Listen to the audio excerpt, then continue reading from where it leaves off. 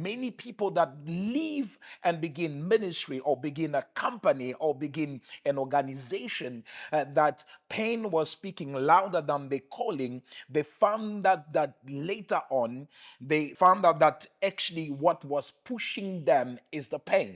So when they are healed, then they found that when after getting the healing that they needed, they actually not they are not actually passionate about what they've been pursuing. So the pursue assignment on the basis of the wounds that they have been suffered from. So when we experience rejection, when we experience abuse, when we experience betrayal, we get to that place of being hurt. And number two, when we have to understand when we are in assignment become, when we look at the assignment, one of the things that we need to understand is that God cannot send you unless He restores you. God will not assign you before He restores you. And I want you to understand this statement, because when we check in the book of Genesis, we understand that Joseph's assignment was not in Potiphar's house. Joseph's assignment was not in prison. Even if in Potiphar's house he became the head of the house. Even when he was in prison, he became the head of prison. But his assignment was not in prison. Now, the assignment that he had was an assignment that was global. It was a global assignment, but he had to go through, my God, my Father, he had to go through the process. Okay, so when God, the restoration that comes when God calls you before the assignment, He restores you, and the restoration looks like process. Restoration looks like process, because what God was trying to deal with Joseph, it was Joseph was rejected, and he was wounded from that, and he had to go through the process, because God cannot assign what He does not trust. He cannot assign what He cannot test. Until we become like Job. The Bible says in Job 13, verse 15, Job says this: though He slay me, oh my God, he said, though He slay me, yet will I trust Him. Though He slay me, yes, will I trust Him. When we get to that space of understanding that though He slay me, it means that I have accepted the process. Okay, I've accepted the process, because it's through the process that I am restored. Because restoration comes through process. Now, in order for us to be effective in our assignment, we need to have an understanding and being intentional that my assignment is not number one. My healing comes first, and my healing comes through process. Many of us think that you're going to be healed one day and the next day you are already on the field. No, it takes time. God will allow you to go through one level. Like Joseph, first he was thrown in the pit and being removed from the pit. That's where the process started. And from the pit, Joseph was sold by your own blood brother. So he was betrayed. He was experiencing rejection. He was experiencing all the feelings that all of us can feel.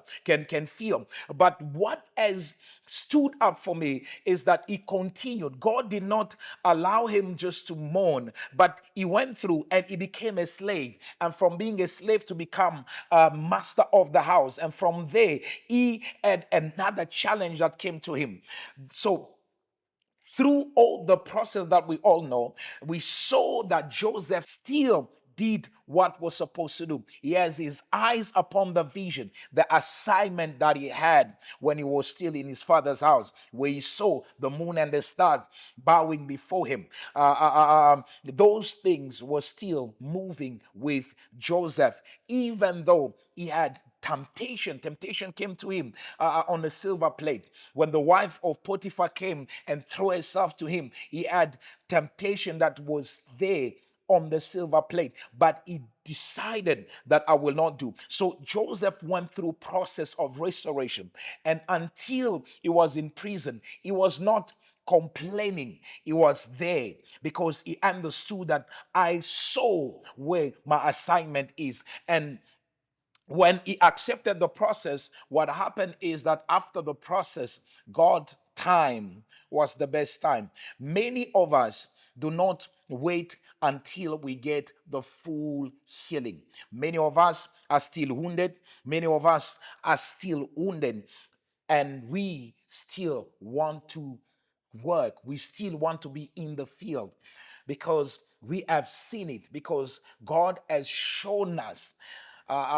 Because I've seen my vision. I've seen God send me to nations. I've seen myself building a house. I've seen a big company. And therefore, even when I'm still hurt, I'm going through it. Even when I feel like I need a healing, I'm still going through it. But I'm coming to say to somebody, you gonna have to seek for God healing and restoration before you engage in your assignment. So your effectiveness of your assignment is limited by the condition of your soul. So healing, prepare your soul, because as the Bible says in the book of Proverbs, it says that guard your heart with all diligence. You're gonna have to guard your heart, because out of it will flow the issues of life. Now, when we are not fully healed, what we see is that we cannot be effective. We cannot be effective in our assignment. Therefore, we need to seek for healing in order to be able to be effective in our assignment. Many of us have seen the plans of God. Many of us have seen the promises of God of our life. Many of us have a glimpse of what God is about to do in our life. But we need to be intentional again about our healing. Now, number three that I want to touch on is that wounds are the enemy's investment. I want you to understand that wounds are the enemy investment. It is a system that the enemy makes and created to make sure that it keeps you in bondage. Wounds are systems that the devil has created in people. It's an investment that he has a guaranteed return. He knows that if I can wound you as a child, if you are not intentional about it, you will remain boxed, you remain caged forever. So it will come and provoke things into your life to keep you in the same space forever, because that is system, because it's been around for a long time. So you understand that if I can wound this person, I can actually cage him, because when someone is wounded, there is nothing that that person can do. They'll be operating from that place of pain. So he come to wound you and invade, because when you are wounded, your mind is affected, your will is affected, and your destiny is being shifted by the wounds. Therefore, we need to have an understanding that when our wounds are not healed, our mindset, our voice, and how we do things, all those things become affected. Our language, because when we are wounded, we can hear through what you speak. We can hear how when you open up your mouth, we can see if this person is still healed.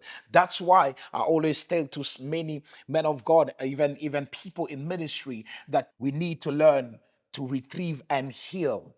Because when we want to be on the battlefield, when you are on the battlefield, even in the warfare, when you go to battlefield, when someone is wounded, they don't leave soldiers that are wounded on the battlefield.